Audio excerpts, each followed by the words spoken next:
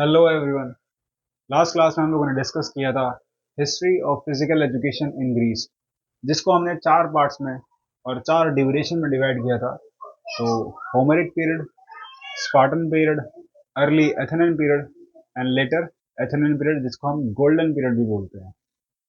तो in the last class we have already discussed about Homeric period and Spartan period. आज की class में हम लोग डिस्कस करने वाले हैं अर्ली एथेनियन पीरियड। इसके बाद जो सीरीज आएगी उसमें हम डिस्कस करेंगे लेटर एथेनियन पीरियड, जिसको हम गोल्डन पीरियड बोल रहे हैं। तो शुरू करते हैं अर्ली एथेनियन पीरियड। तो Athens was a great centre of art and culture. Athens जो है वो पॉपुलर है किसके लिए? आर्ट के लिए और उनके कल्चर के लिए। Second point is they were democratic. जो एथेंस हैं, जो वहाँ के लोग हैं, वह कैसे थे? डेमोक्रेटिक थे। इट मीन्स वहाँ के लोगों के पास डिसीजन मेकिंग पावर थी, एक दूसरे की बात को सुना जाता था। लेकिन ये सब किसके लिए होता था? Only mean to the Greek blood, यानी जो वहाँ के निवासी हैं सिर्फ उनके लिए ही है। So they were democratic but only mean to the Greek blood only.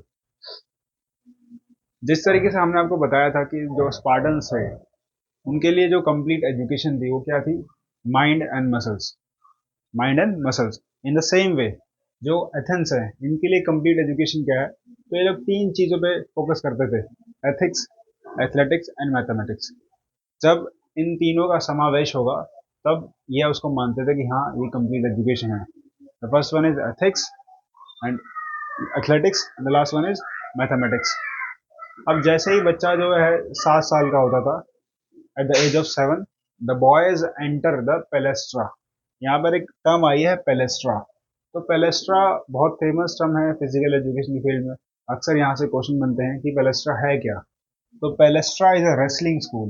Okay, palaestra is what? Is a wrestling school. जिसमें क्या क्या करवाया जाता है? ऑब्वियसली रेसलिंग स्कूल है तो रेसलिंग तो होगी। तो wrestling is there, boxing, jumping, throwing and running is there. At the age of 7 जैसे ही बच्चा 7 साल का होता था तो उसको पेलेस्ट्रा में डाल दिया जाता था, जहाँ पे वो वर्क किस पे करते हैं? रेसलिंग पे, बॉक्सिंग पे, जंपिंग पे, थ्रोइंग पे एंड रनिंग पे।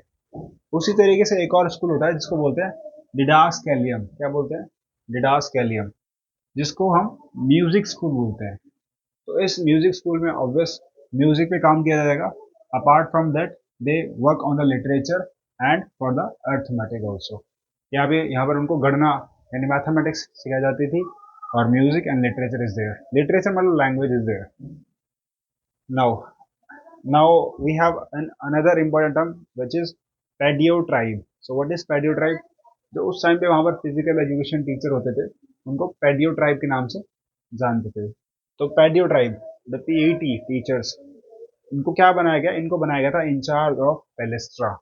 अभी हमने डिस्कस किया पेलेस्ट्रा क्या है। तो palaestra is a wrestling school. तो रेसलिंग स्कूल में इंचार्ज कौन है? तो ही इज पीईटी, जिसको हम क्या बोलते हैं? पैडियो ट्राइब।